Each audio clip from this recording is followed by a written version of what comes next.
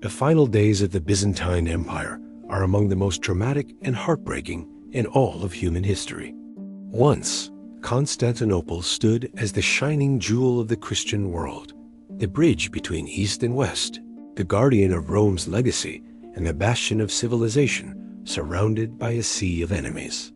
Yet by the 5th-10th century, that empire had shrunk to a mere shadow of its former self, reduced to a handful of cities, islands, and fortresses. At the heart of this fading world stood one man, Constantine XI Palaiologos, the last emperor of Byzantium, who would ultimately fight to his death defending his capital in 1453.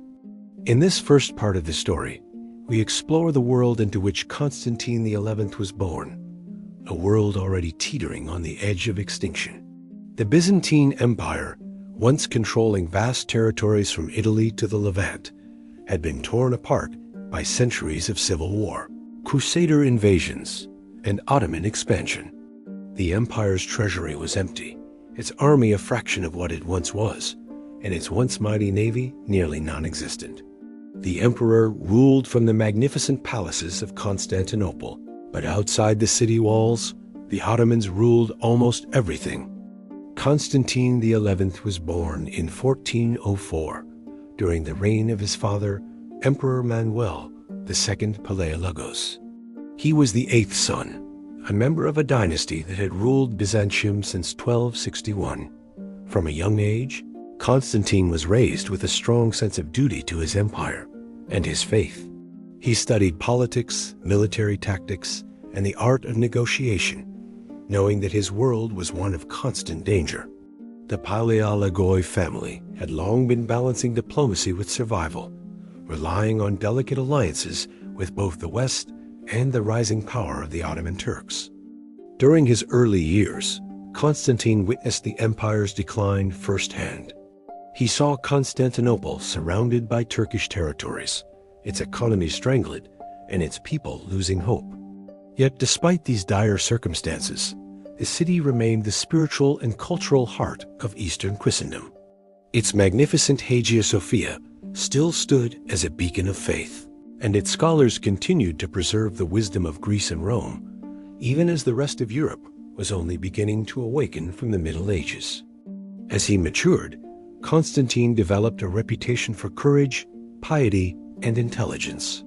He served his brothers in the administration of the empire and was eventually appointed despot of the Morea, a province in the Peloponnese region of Greece. There, he demonstrated his ability as a capable leader, fortifying cities, rebuilding defenses, and resisting Turkish incursions. For a brief time, the Morea flourished under his rule, showing that even in decline, Byzantine leadership could still inspire strength and order. The Morea became a symbol of hope for Byzantium. It was one of the few remaining territories still producing revenue for the empire. Constantine worked tirelessly to strengthen it, using diplomacy to keep the Ottomans at bay while encouraging trade and agriculture. However, he also knew that peace could never last. The Ottoman Sultan Mehmed II, who had temporarily agreed to truces, was always looking for an opportunity to tighten his grip on the region. In 1449, after the death of his brother John VIII Palaiologos, Constantine XI was crowned emperor in Mistra, since Constantinople was too weak and poor to host a grand coronation. His ascension came at a time of despair. The empire was surrounded on all sides by Ottoman forces led by the ambitious young Sultan, Mehmed II, who dreamed of conquering Constantinople and fulfilling his destiny as the ruler of both East and West. Constantine knew the gravity of his situation. He inherited not an empire, but a dying flame. Still, he accepted his duty with pride and faith, determined to defend his people and his capital to the very end. His reign began with attempts to strengthen alliances with Western Europe. He sent envoys to the Pope and to the kings of Hungary and Venice, pleading for help. He even agreed to the controversial union of the Eastern Orthodox and Roman Catholic churches, a desperate move meant to secure Western military aid. This decision, however, divided his people. Many Byzantines viewed the union as a betrayal of their faith, seeing Rome as corrupt and heretical. While Constantine's intentions were pragmatic, hoping unity would bring soldiers and ships, the people of Constantinople remained deeply opposed to it. Priests and monks preached against the union, calling it a sin against orthodoxy. This internal conflict would weaken morale at a time when unity was most needed. Meanwhile, Mehmed II was preparing for war. Unlike his father, Mehmed was obsessed with capturing Constantinople. To him, it was not merely a city, but a symbol of divine destiny. He saw himself as the new Alexander the Great, the conqueror chosen by fate to end the last vestiges of the Roman Empire. He was only 19 when he took the throne in 1451, but his vision and ambition were unmatched. Constantine, realizing the threat, ordered the repair of Constantinople's Theodosian walls, the legendary triple-layered fortifications that had protected the city for over 1,000 years. He mobilized every resource available, though they were few. The total population of the city by then was perhaps 50,000, a fraction of what it once had been. The army defending it numbered fewer than 7,000 men, including about 2,000 foreign mercenaries, led by the Genoese commander Giovanni Giustiniani. In contrast, Mehmed II gathered an army of over 80,000 soldiers. Some sources say even 100,000, supported by hundreds of cannons, ships, and engineers. The most powerful of these weapons was the massive cannon built by a Hungarian engineer named Urban. This gigantic bombard could hurl stone balls weighing over half a ton across a mile, capable of shattering walls that had stood for centuries. By the spring of 1453, Constantinople was surrounded. Mehmed's forces encamped outside its walls, stretching from the Sea of Marmara to the Golden Horn. The Sultan ordered his navy to block the city's harbors and his artillery to begin the bombardment. The Siege of Constantinople, the final act of the Byzantine Empire, had begun. Inside the city, Constantine XI walked the ramparts, speaking personally to his soldiers and citizens. He encouraged them to fight with faith and honor, reminding them that they were defending not just a city, but a sacred legacy, the last outpost of Rome and Christianity in the East. His calm and courage inspired even the most hopeless of hearts. The first days of the siege were brutal. The thunder of cannons echoed day and night, shaking the ancient walls and terrifying the population. Yet the defenders fought back fiercely. Giustiniani's men repaired breaches as fast as they were made, while Byzantine archers and Greek fire crews kept the Ottoman forces at bay. For weeks, the city held against overwhelming odds, its people praying fervently for a miracle. Despite their bravery, Constantine knew that the situation was hopeless without reinforcements. He sent urgent appeals for aid to the west, but few responded. The Venetians and Genoese sent only a handful of ships. The Pope called for a crusade, but Western Europe was divided by politics, debt, and apathy. No great army came to save Constantinople. The empire stood alone. Every night, the emperor prayed in Hagia Sophia, the great cathedral that had been the spiritual heart of Byzantium for nearly 1,000 years. As he knelt before its golden altar, lit by flickering candles, he knew he was the last guardian of a dying world. And yet, there was no fear in him, only the conviction that it was better to die for honor and faith than to live in surrender. By the end of April 1453, the siege intensified. The walls were crumbling, supplies were running low, and the people were exhausted. But the defenders still believed that the mighty Theodosian walls could hold, as they had for centuries before. Unknown to them, Mehmed had other plans. He would use not only his cannons, but also a daring naval strategy to strike where the Byzantines least expected.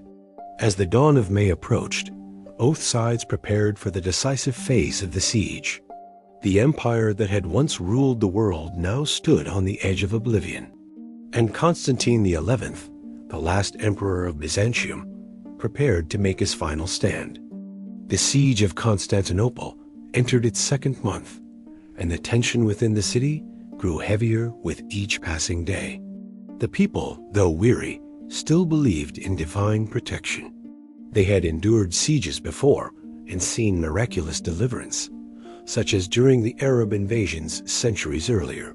Yet this time, the threat was different. It came not from distant deserts, but from the very heart of Anatolia, where the Ottoman Empire had grown into a colossal force that sought to end 1,000 years of history. Constantine XI knew that the city's fate hung by a thread. He divided his defenders strategically, placing trusted commanders along the most vulnerable sections of the wall. Giustiniani and his Genoese mercenaries were stationed near the Mesotekion, the center of the land walls, where Mehmed's artillery pounded day and night. The emperor himself took command of the nearby positions, showing his soldiers that he would share their danger to the very end. Inside the city, life continued in a strange rhythm of fear and faith. Priests led processions through the streets, carrying icons and relics, chanting prayers to the Virgin Mary, who was believed to be the protector of Constantinople. The citizens lit candles on their windows, hoping to bring light to the darkness surrounding them. Women and children worked to repair damaged walls, while monks blessed the defenders before they returned to the battlements. Outside, the Ottoman camp was a vision of organized chaos. Mehmed II personally oversaw every aspect of the siege. His engineers constructed siege towers, trenches, and bridges, while his massive cannons roared constantly. The thunder of these bombards shook the city's foundations and echoed for miles. Yet despite their power, the ancient Theodosian walls held firm, absorbing the relentless assault with astonishing resilience. One of Mehmed's most ambitious strategies was to gain control of the Golden Horn, the great harbor that protected the northern side of the city. The Byzantines had long secured it with a giant chain stretching across its entrance, preventing enemy ships from entering. To break this defense, Mehmed devised a daring plan. On the night of April 22nd, he ordered his men to haul dozens of ships overland, across wooden planks greased with animal fat, around the Galata Hill, and into the Golden Horn itself. By dawn, Constantinople awoke to a nightmare.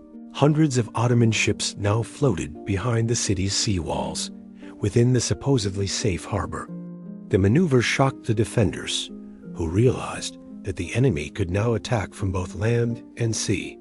Giustiniani immediately repositioned his forces to counter the new threat, while Constantine ordered more troops to the northern walls. It was a testament to Mehmed's ingenuity. He had turned geography itself into a weapon. Still, the defenders fought with extraordinary determination. Every breach in the walls was repaired, every assault repelled. The small Byzantine navy, supported by a few Genoese and Venetian vessels, launched surprise attacks on Ottoman ships, sometimes setting them ablaze with Greek fire. These victories, though minor, lifted morale within the city. For a brief moment, hope flickered that perhaps, through courage and faith, Constantinople might endure. Mehmed grew increasingly impatient. He had expected the city to fall within weeks, but the defenders' resistance astonished him. He ordered continuous bombardment, day and night, without pause. The constant thunder of cannon fire filled the air with smoke and dust. Entire sections of the outer wall were reduced to rubble. Yet, whenever his troops charged into the breaches, they were met with fierce counterattacks by Constantine's men, who refused to yield even an inch of ground. As May progressed, desperation deepened.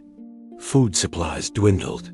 The population, trapped behind the walls, rationed every loaf of bread, every drop of water.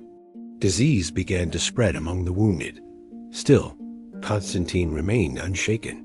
He worked alongside his soldiers, eating the same food, sleeping little, and praying constantly. To his men, he was not just an emperor, but a symbol, the living embodiment of Byzantiner. Outside, Mehmed summoned his council.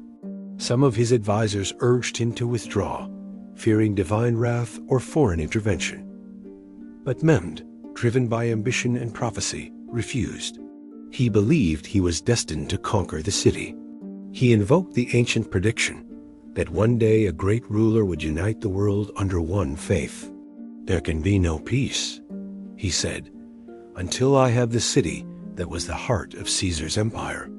He intensified his efforts, constructing new siege engines and tunnels.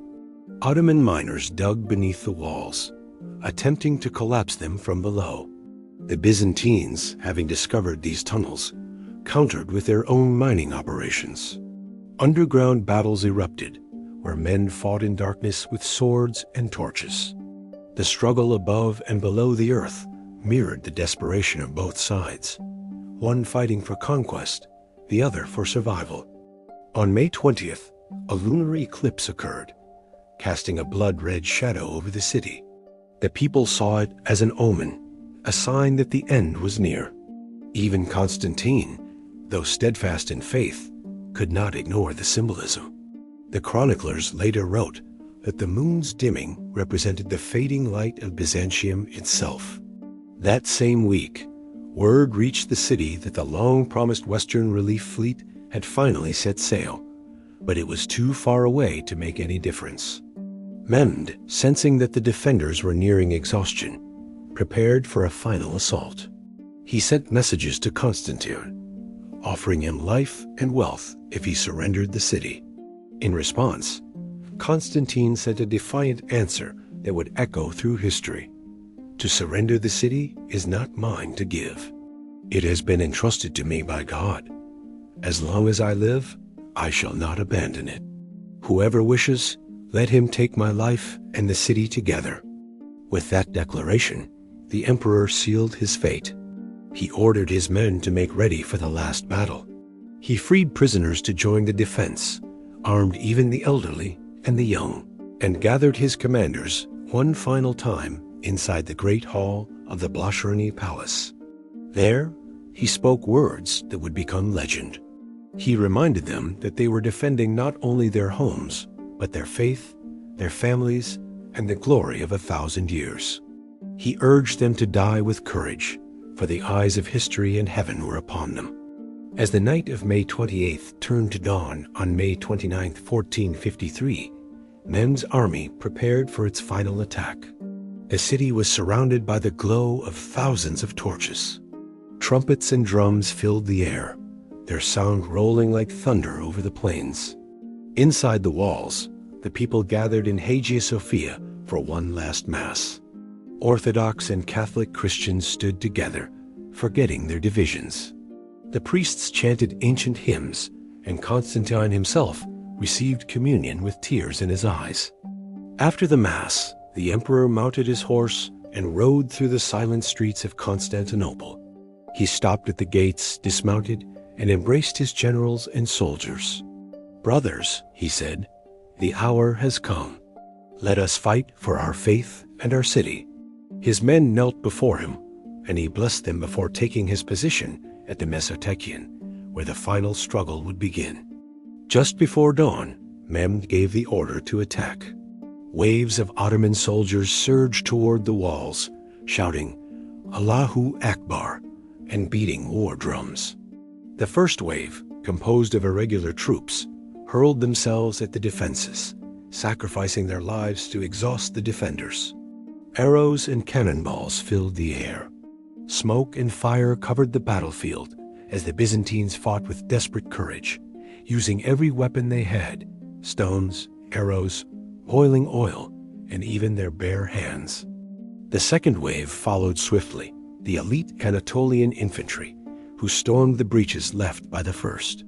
Giustiniani's men counterattacked, holding their ground despite overwhelming numbers. But as the battle raged, a cannonball struck near Giustiniani, wounding him severely. Carried from the walls, his departure caused panic among his soldiers. Without their commander, many of the Genoese began to retreat. Constantine saw the line falter and rushed to rally them, shouting words of encouragement, but the Ottoman tide was rising. Mehmed unleashed his final wave, the Janissaries, his most disciplined troops. These soldiers, trained from childhood, advanced in perfect formation. They climbed the ruined walls, waving the Ottoman banner. Constantine and his men met them head-on in brutal hand-to-hand combat. Swords clashed, blood flowed, and the cries of the dying filled the morning air. The emperor fought in the thick of the battle, his armor gleaming in the dawn light. At that moment, a small side gate, the Kirkoporta, was left open, perhaps by accident, perhaps by fate. Ottoman soldiers poured through it, gaining a foothold inside the city. Panic spread among the defenders as more Janissaries surged in. The great walls that had stood for a millennium were finally breached. Constantine realized that all was lost, yet he refused to flee. Throwing off his imperial regalia, he cried out, "The city is fallen, but I live," and charged into the fray. Surrounded by enemies, he fought valiantly until he was cut down.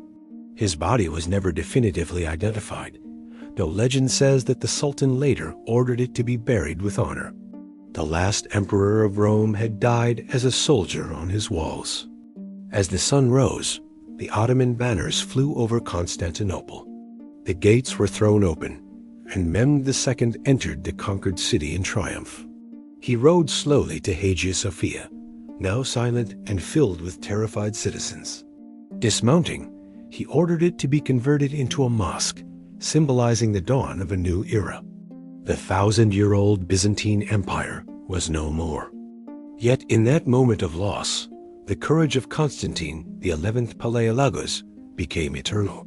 His sacrifice transformed him into a legend, the emperor who refused to surrender, the last guardian of a dying civilization.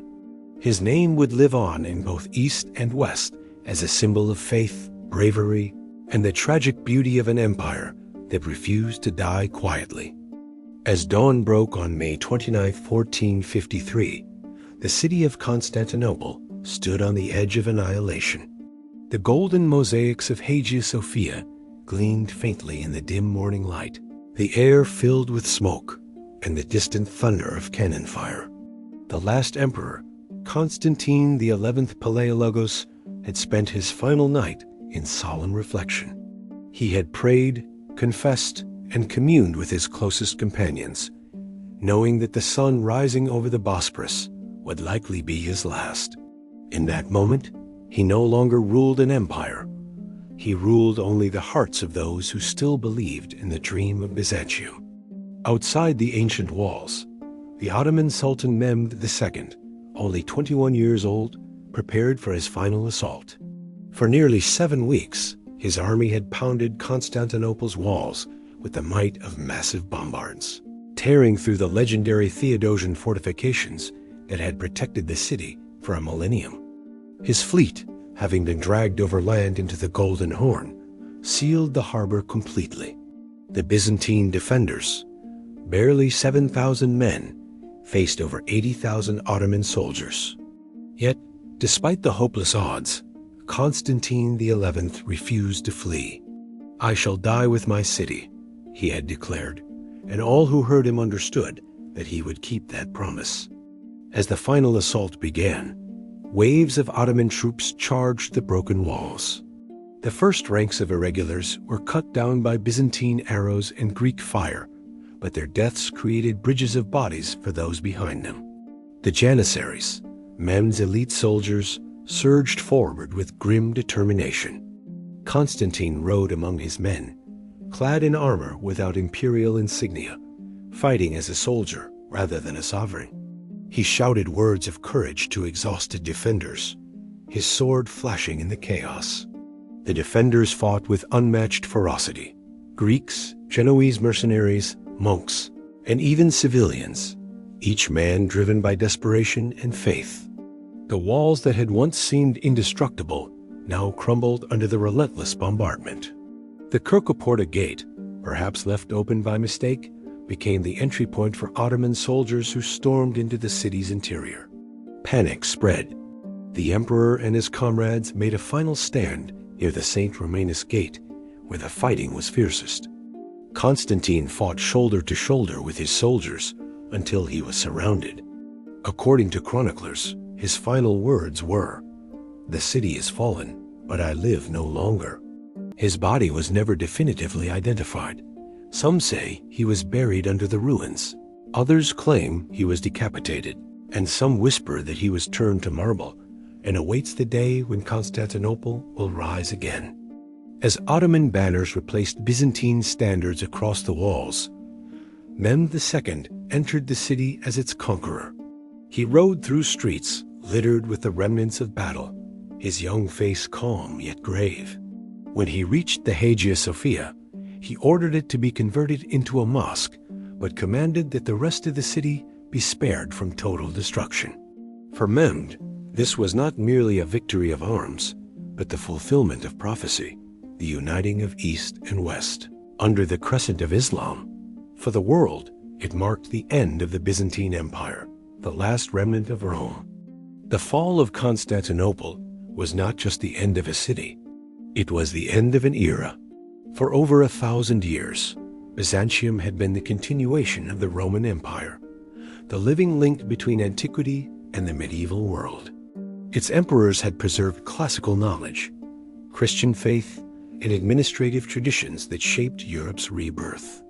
With its fall, the old world faded and a new one began, one that would lead to the Renaissance, the age of exploration, and the eventual rise of modern nations.